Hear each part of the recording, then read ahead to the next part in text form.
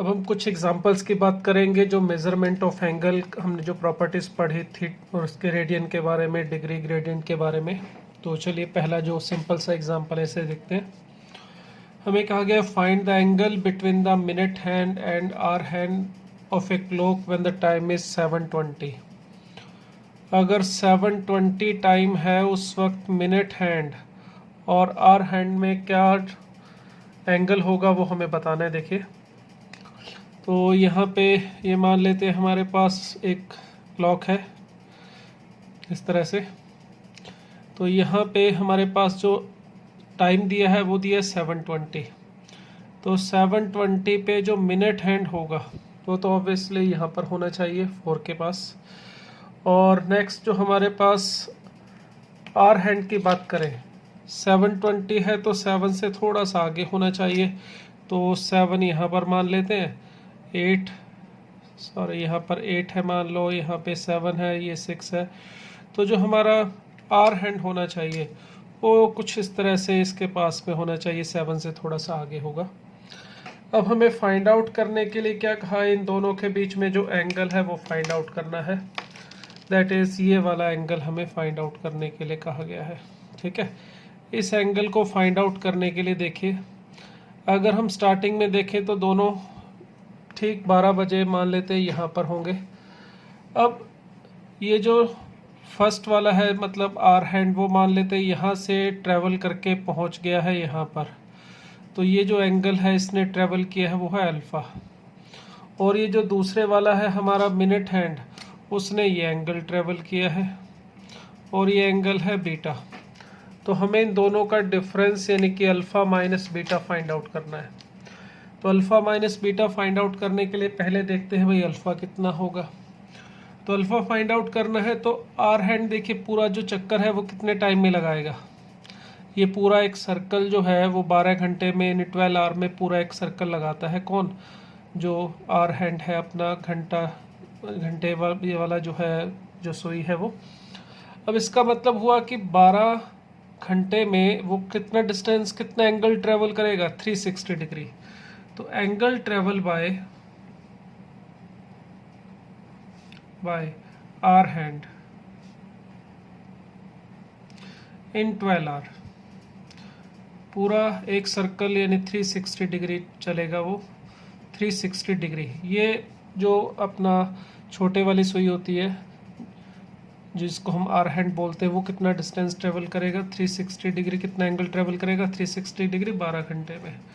इसी तरह से अगर हम 1 आवर की बात करें तो 1 आवर में वो चलना चाहिए 360 बाई 12 दैट इज़ 30 डिग्री।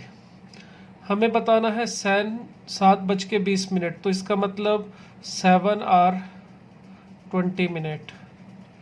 तो 7 आवर 20 मिनट का मतलब 7 एंड 1/3 आवर हो जाएंगे, या इसे कह सकते हो आप 22/3 आवर। क्लियर? तो इसका मतलब अगर 7:20 पे देखें यानी कि इतने घंटे में वो कितना ट्रेवल करेगा वो पता करें, तो angle travel by hour hand in 7 and 1/3 hour, या इसे आप कह सकते हो 22/3 आवर। तो उसे फाइंड आउट करना है तो 22/3 इंटू 30 दैट इज़ 220 डिग्री। तो ये वो एंगल है जो आवर हैंड है हमारा वो ट्रैवल करेगा 7:20 तक में, यानी शुरुआत से लेके यहाँ से लेके 7:20 में 7:20 में वो यहाँ पर पहुँच जाएगा। तो ये एंगल जो है हमारा वो आ रहा है अल्फ़ा। अब हम बात करते हैं बीटा के बारे में। तो इसके लिए देखिए angle travel by minute hand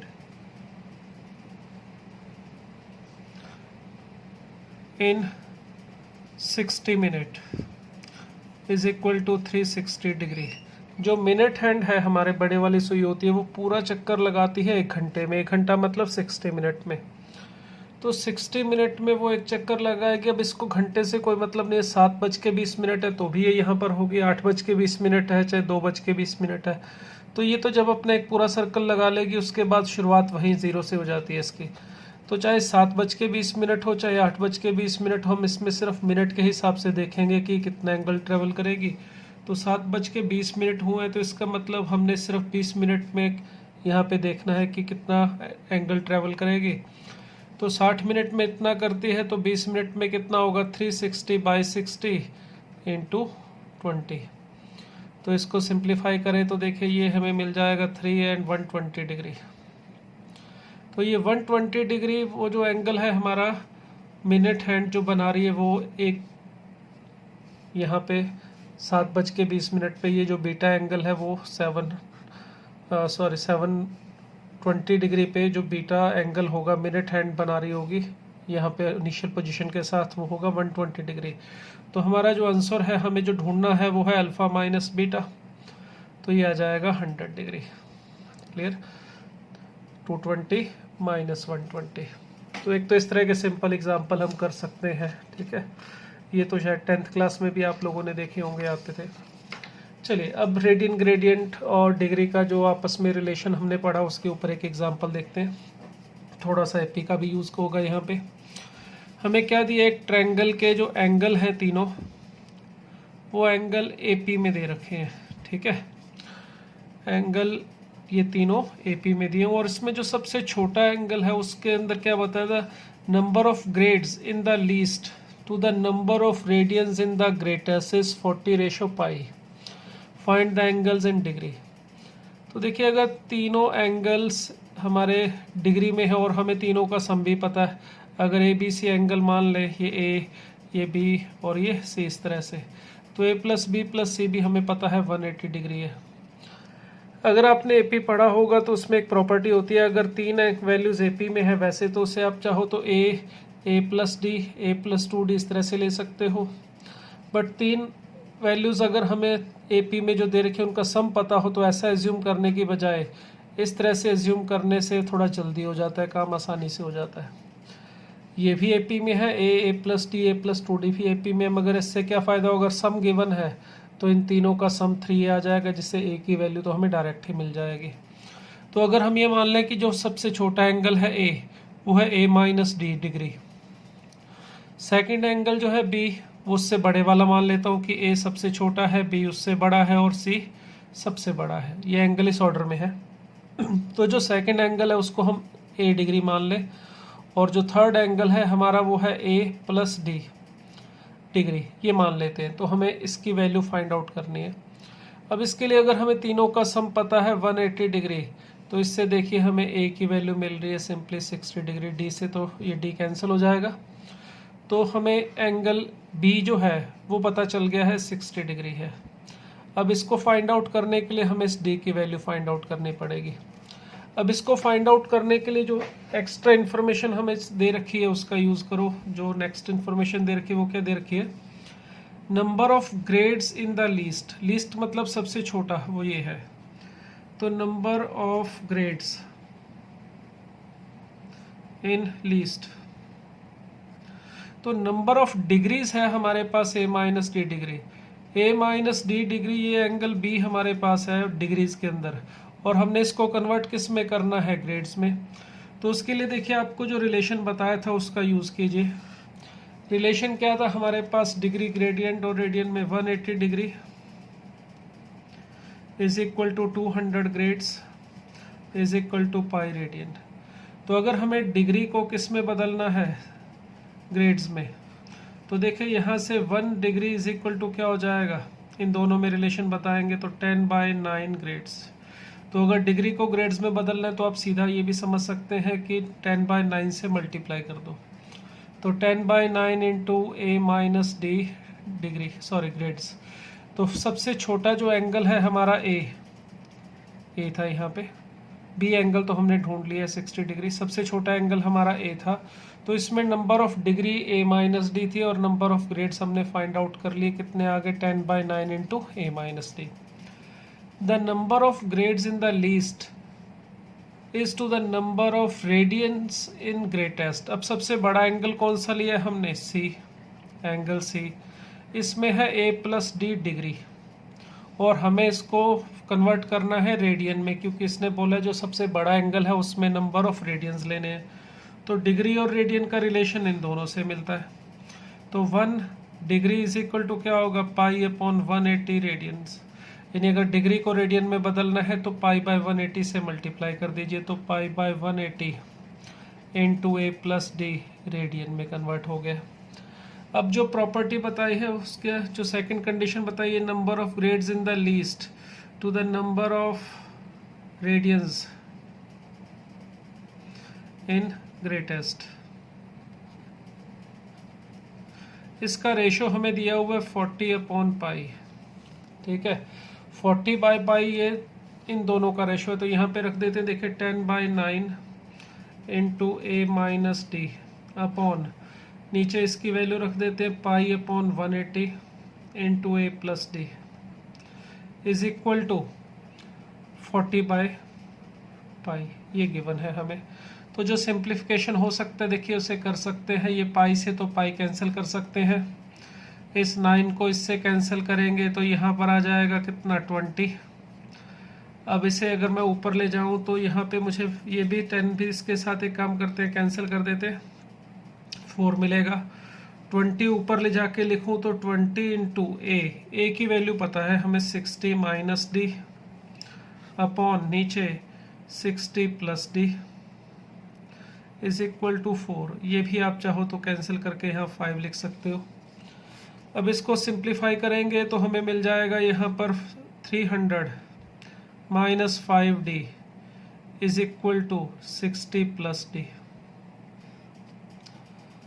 जिसे सिंप्लीफाई करेंगे तो d की वैल्यू हमें मिल रही है 40। तो देखिए दोनों चीज़ें मिल चुकी हैं, a और d। तो हमारे जो एंगल थे हमने कौन से लिए थे, सबसे छोटा a माइनस डी, उससे बड़ा a और सबसे बड़ा a प्लस डी। तो a और d की वैल्यू है तो हमारे पास सबसे छोटा एंगल तो a minus d that is 20 degree आ जाएगा, उससे बड़ा 60 और फिर उसके बाद a प्लस डी ये 100 डिग्री। तो ये तीनों एंगल हम इस तरह से फाइंड आउट कर सकते हैं। वही सिंपल इंटर कन्वर्जन का यूज़ कर रहे हैं और कुछ नहीं है। जो स्टेटमेंट हमें दिए उसको ध्यान से पढ़ा और जैसे जैसे उसने बोला था उसको अप्लाई करके सिंपल सी इक्वेशन बनाई और सॉल्व किया है। चलिए नेक्स्ट देखिए, एक और कॉन्सेप्ट हम छोटा सा इसमें देखें। हमने एल, थीटा और आर में रिलेशन किया। हमने कहा थीटा इज इक्वल टू क्या होगा, L/R। अगर सर्कल है हमारे पास जिसका रेडियस है R, अगर इसकी आर्क AB है जिसकी लेंथ हम L ले रहे हैं ये आर्क की, और ये एंगल बना रही है थीटा, तो ये तीनों में रिलेशन होता है L, थीटा और R में। और ये थीटा जो होता है वो हमारा रेडियन में होता है, ये ध्यान में रखना है। अब यहाँ पर ये जो रिलेशन है तीनों में, इससे एक चीज़ और नोटिस कीजिए। अभी ये जो थीटा है मैंने बड़ा बनाया है, अब इसमें इस पॉइंट को मैं इससे ज्वाइन कर दूं तो ये है हमारी कोण AB। अब आर्क AB का मतलब क्या है, सर्कमफ्रेंस का ये वाला हिस्सा, और कोण AB का मतलब उन दोनों पॉइंट्स को डायरेक्ट ज्वाइन कर दें। तो ये तो दिखाई दे रहा है कि कोण की जो लेंथ होगी वो कम होगी आर्क की लेंथ से, ठीक है। आर्क जो है वो हमेशा बड़ी आएगी। अब अगर हम बात करें इस एंगल में और थोड़ा सा रिलेशन और बनाने की कोशिश करें, यहाँ पर अगर मैं क्या करूँ, इसको थीटा को थोड़ा छोटा कर दूँ। थोड़ा डायग्राम मैं यहाँ पे समझाने के लिए दोबारा बना रहा हूँ, थोड़ा बड़ा बना रहा हूँ ताकि समझना आसान हो जाए। ये हमने पहले एक आर्क ली, ठीक है, AB, और ये एंगल लिया हमने थीटा, और ये इसकी लेंथ L। मैंने थोड़ा बड़ा बना लिया डायग्राम। अब यहाँ पर ये हमारी कोण थी, दोनों के अंदर डिफरेंस था। डिफरेंस ये था, दिखाई दे रहा था कि आर्क जो है वो बड़ी होगी और कोण छोटी होगी। अब अगर मैं काम करूँ, इसको थोड़ा सा छोटा कर दूँ एंगल को, ये एंगल अब मैंने थोड़ा कम कर दिया। ये CD अब हमारी आर्क है और ये CD है कोण, ठीक है।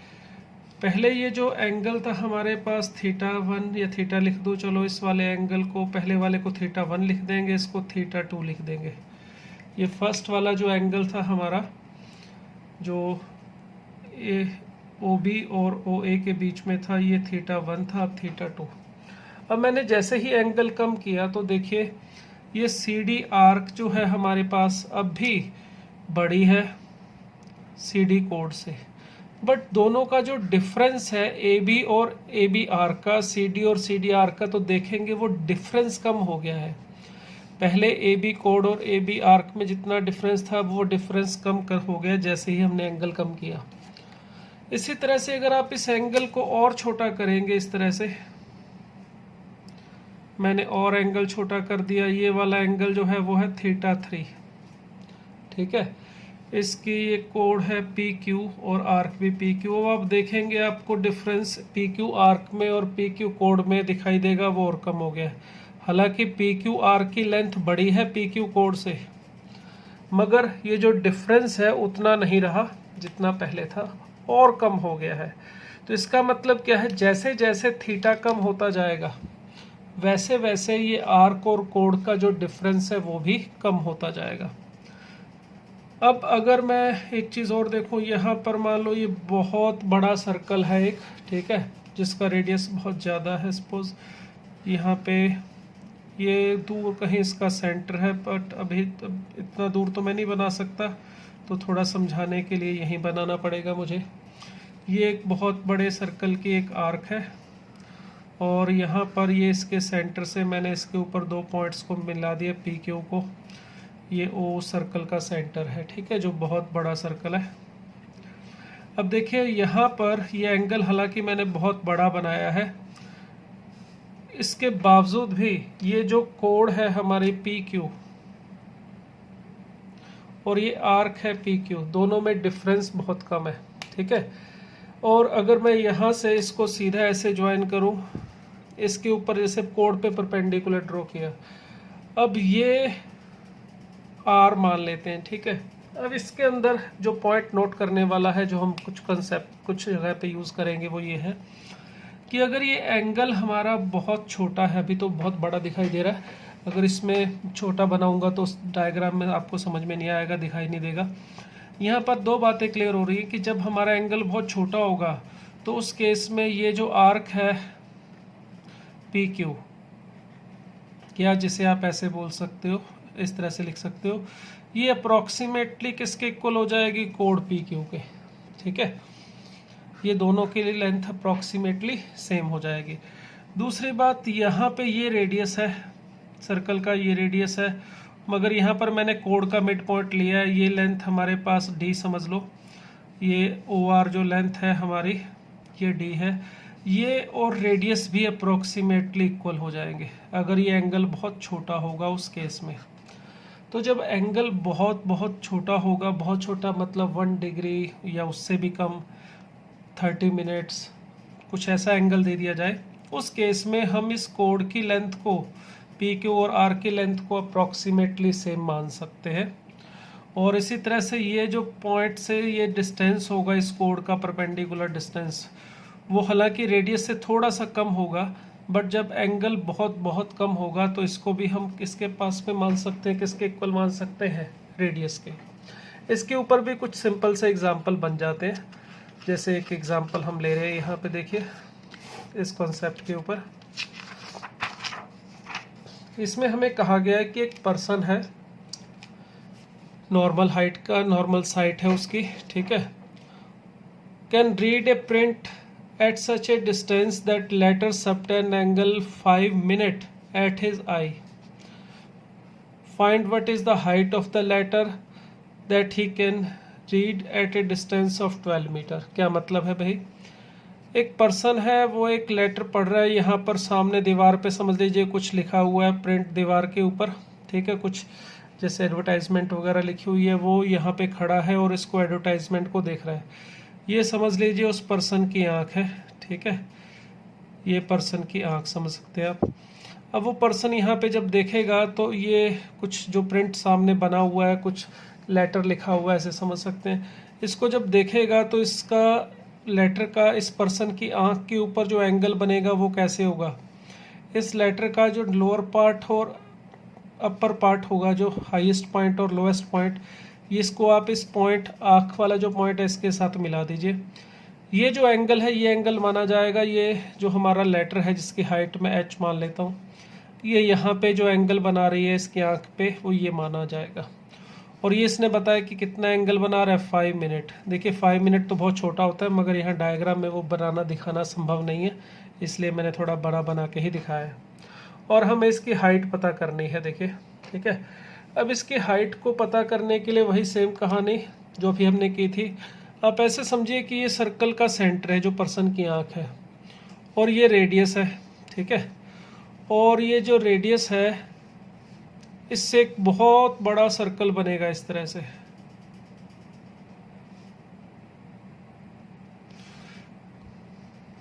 इस तरह से एक बहुत बड़े वाला एक सर्कल बनेगा जिसकी ये ए बी एक कोड होगी और ये उस कोड की लेंथ होगी h, ठीक है। और ए बी आर्क की जो लेंथ होगी वो मान लेता हूँ l। ये लेंथ जो होगी ये होगी आर्क की, और ये अंदर जो है कोड की ये है h, इसको h को अंदर लिख देते हैं चलिए। और ये है l ए बी की आर्क की लेंथ। बट जब एंगल बहुत बहुत कम है, देखिए 5 मिनट के पास में है, तो उस केस में ए बी की जो लेंथ होगी कोड की वही अप्रॉक्सीमेटली ए बी आर्क की लेंथ के इक्वल होगी, यानी कि h जो होगा वो अप्रॉक्सीमेटली l के इक्वल होगा, ठीक है।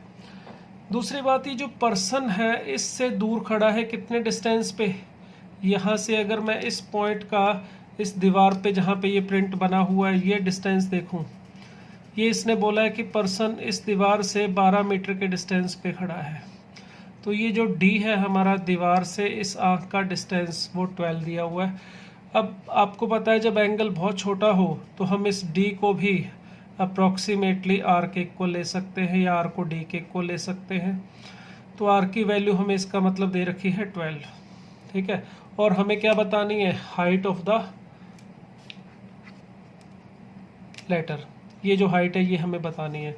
अब इसको बताने के लिए वही सिंपल सा काम है हमारा, थीटा एल और आर में रिलेशन होता है, theta is equal to l by r या l is equal to theta into r. तो आर पता है, थीटा पता है, मगर जो थीटा है हमारा वो है 5 मिनट, और इस फार्मूले में जो थीटा की वैल्यू रखनी होगी वो कन्वर्ट करने रखनी होगी हमें रेडियन में। तो पहले तो मिनट से बनाते हैं भाई डिग्री में, तो 5 मिनट को लिख सकते हो 60 से डिवाइड करके 5/60 डिग्री, यानी कि 1/12 degree. 1 degree is equal to 60 minute होता है, तो 1 minute is equal to 1/60 degree.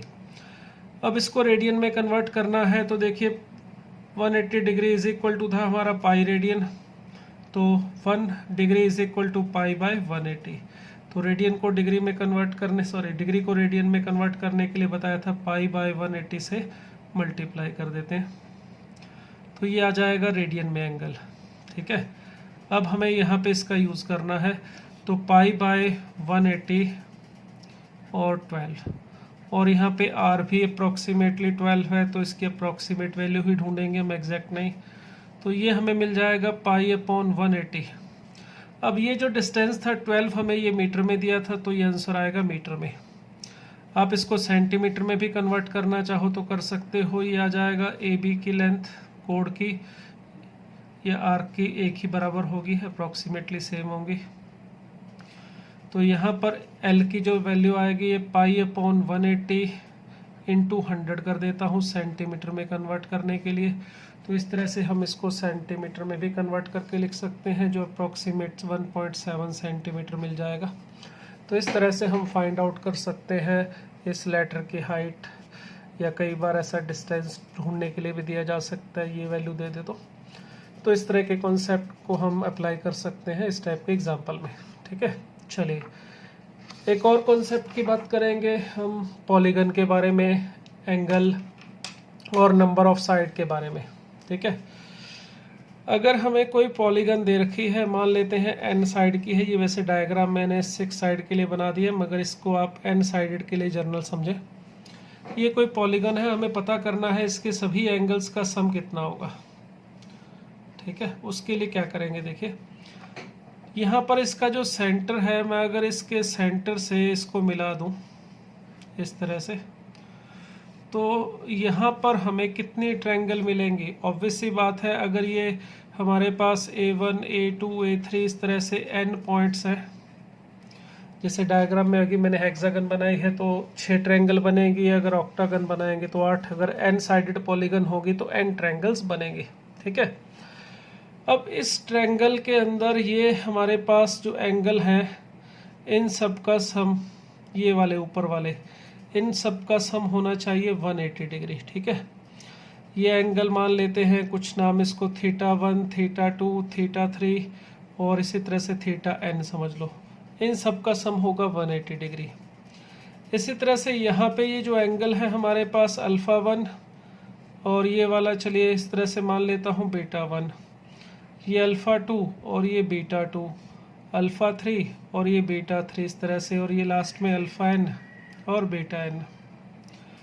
तो इन सभी के लिए देखिए हमें अगर सम पता करना है किसका, पॉलीगन के सभी एंगल्स का सम, तो summation of alpha i plus summation of beta i plus summation of theta i, ये कितना होना चाहिए। यानी कि देखिए θ1 α1 β1, θ2 इसे चलो इस तरह से β2 लिख लेते हैं, ये θ2 इस तरह से α2, इसी तरह से θ3 ये β3 α3, इस तरह से सब ट्रायंगल के एंगल मान लो। अब एक ट्रायंगल के जो एंगल हैं इनका सम होता है 180 डिग्री।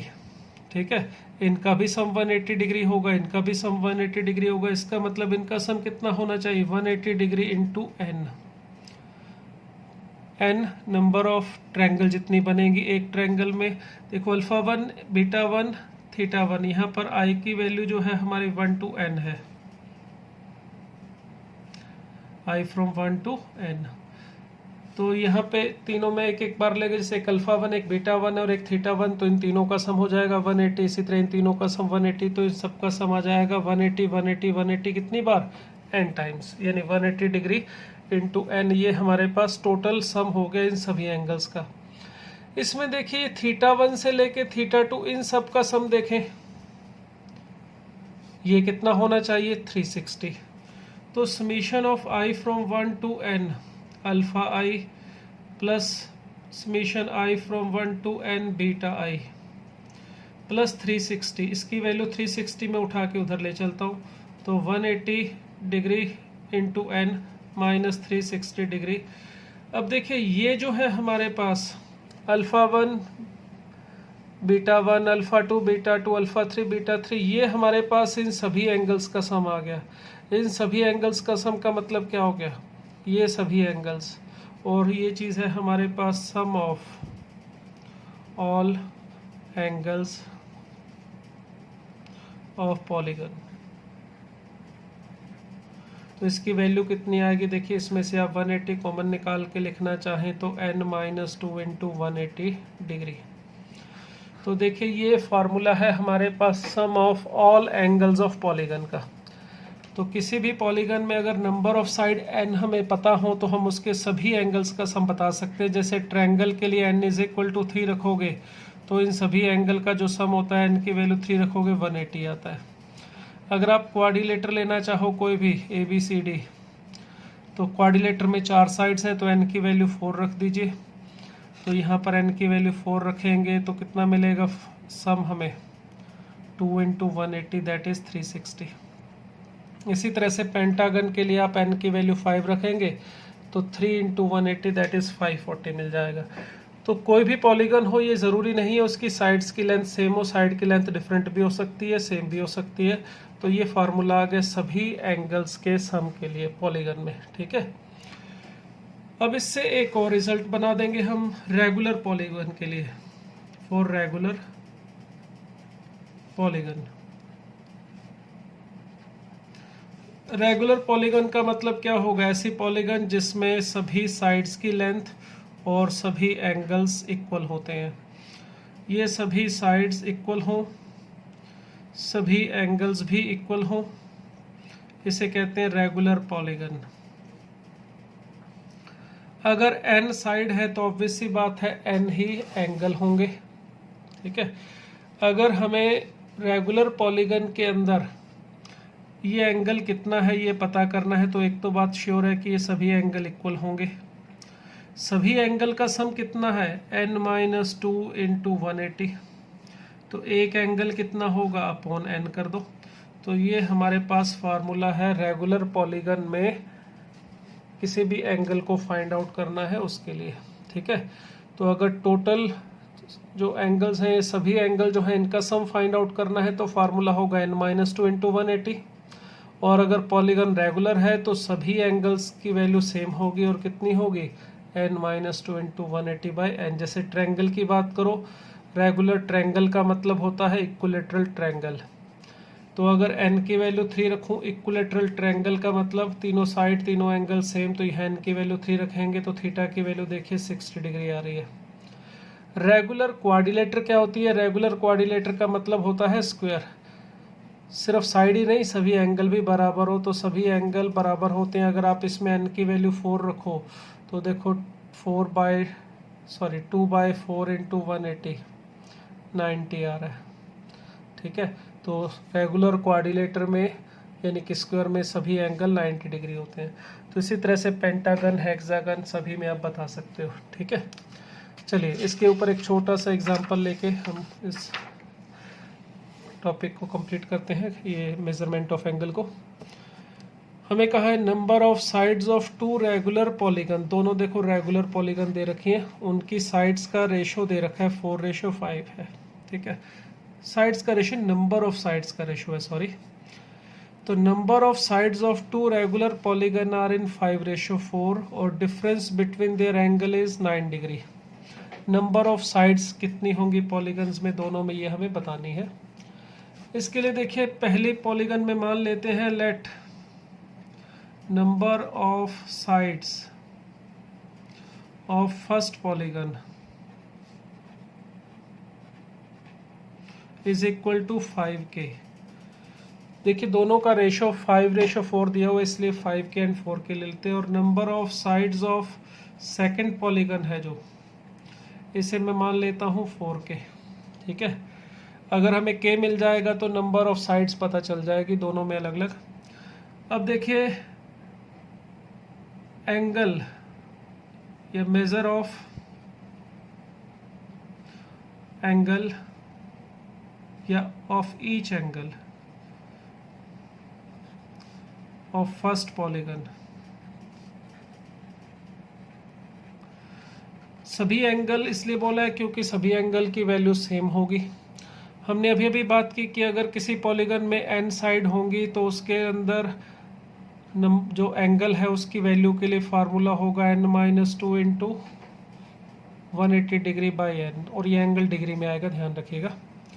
तो फर्स्ट वाली पॉलीगन के जो अंदर नंबर ऑफ साइड्स है वो है 5k, तो इसका मतलब 5k - 2/5k इंटू 180 डिग्री। ये फर्स्ट पॉलीगन का जो एंगल है, सभी एंगल्स की वैल्यू ये आ रही है। इसी तरह से सेकंड पॉलीगन की बात करें तो उसके अंदर अगर नंबर ऑफ साइड्स 4k है, यानी n की वैल्यू 4k रख दे तो 4k - 2/4k इंटू 180। इसको आप θ1 समझ सकते हो, इसे चलो θ2 ले लेते हैं। और देखिए जितनी ज़्यादा साइड्स होंगी उतना ही एंगल बड़ा होगा, यानी फर्स्ट वाले में अगर 5k यानी नंबर ऑफ साइड ज़्यादा है तो θ1 की वैल्यू बड़ी होगी, θ2 की वैल्यू छोटी होगी। और हमें दे रखा है θ1 - θ2 इज इक्वल टू 9 डिग्री। तो इन दोनों का डिफरेंस लेते हैं। देखिए 180 डिग्री दोनों में से मैं कॉमन निकाल लेता हूँ और यहाँ से k भी कॉमन निकाल लेते हैं। तो हमें मिलेगा 5k - 2/5 -4k - 2/4 is equal to 9 degree. तो देखिए कुछ सिंप्लीफिकेशन जो हो सकता है करें। यहाँ पर अगर हम एलसीएम लेंगे 180/k, तो एलसीएम में हमें 20 मिल जाएगा यहाँ पे। ठीक है, और ये 4 इसके साथ मल्टीप्लाई करेंगे तो 20k - 8, और यहाँ पे आ जाएगा -20k + 10 is equal to 9 degree. ये इससे कैंसिल होके 9, और यहाँ पर ये इससे कैंसिल होके 1 मिलेगा। इसे भी कैंसिल कर दें तो हमें यहाँ पे 2, तो वैल्यू सॉल्व करके मिल रहा है k की 2। अगर k 2 है तो number of sides in first polygon कितनी थी 5k which is equal to 10, और सेकंड पॉलीगन की बात करें तो 4k थी विच इज इक्वल टू 8। तो इस तरह से हम दोनों पॉलीगन के अंदर नंबर ऑफ जो साइड्स हैं वो बता सकते हैं। क्लियर।